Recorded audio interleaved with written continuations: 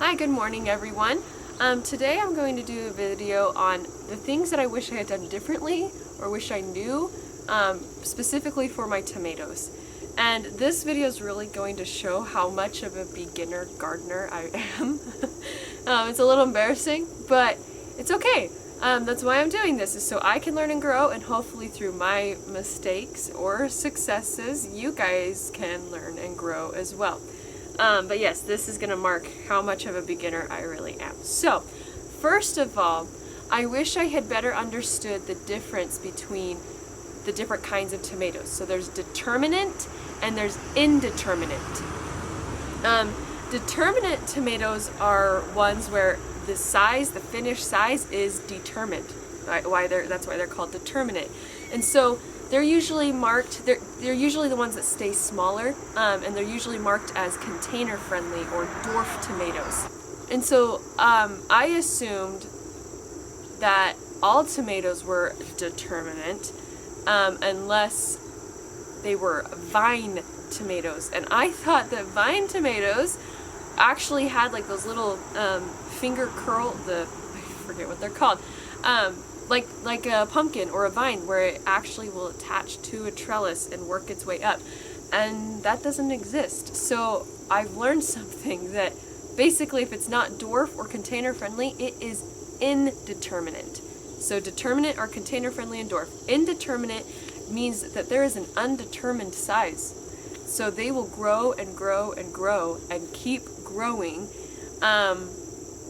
until you cut off the top. And sometimes if you grow them upwards and have them supported, they can be 7 feet tall.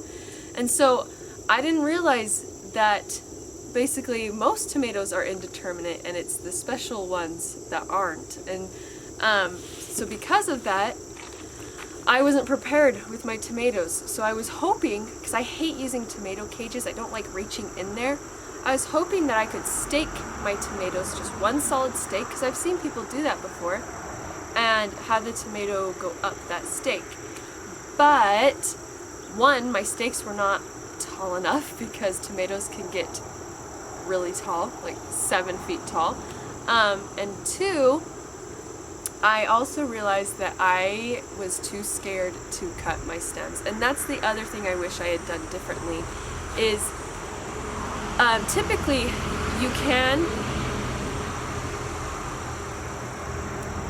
is better cut back my stems and have a more centralized plant. And so with tomatoes, they will branch off in all sorts of directions, and then you'll have this really heavy bush, and if you have beefsteak tomatoes like I have, then those branches are falling from the weight and breaking off, because they are they're sticking out from the sides. They're not on the main stem and supported. And so I wish that I had not been too scared to cut off branches. I saw branches and I saw they had some flowers on them, and I was like, I don't want to cut them off because those are going to become tomatoes. No, just cut them off. You need to have, if you're using tomato cages, you should be fine having a few of those stems branching off, and you'll be okay because the cages will support them. But what I plan to do next year, hopefully, is have a stake system where I can grow my tomatoes 7 feet tall. But to do this, you cannot have any branches sticking off. And so the hope is that you have one long stem that's 7 feet tall, and all your fruit is on that one stem. And so it's not going to be pulling branches down to the ground and breaking them off. It's all going to be supported in the middle. So that's something else that I wish I had done differently. So the two things so far are understanding the determinate versus indeterminate, and realizing that I had indeterminate, and being more prepared with taller stakes or a trellis system to really hold my tomatoes on, and to not be scared of cutting away tomatoes that are eventually going to cause problems by breaking my plant, because the fruit's too heavy and it breaks the branches off. The other thing that I wish, well, and part of this is just because all my tomato seedlings died except for one, and so I went to a local greenhouse and just got whatever tomatoes they had, and they had beefsteak. Next year, I plan to not do beefsteak. While it's fun to get a huge tomato, they are prone to cracking.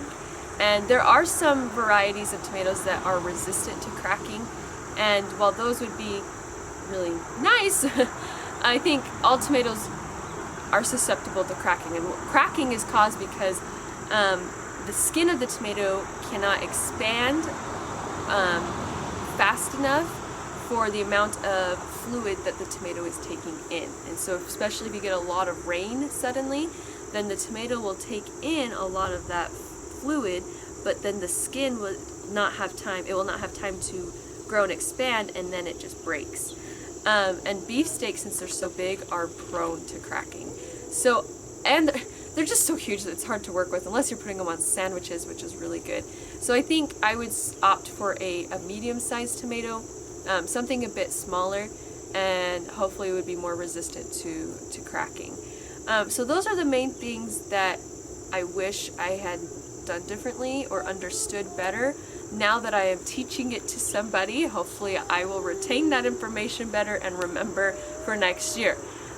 Anyway, I hope you guys found this helpful. It's been helpful for me.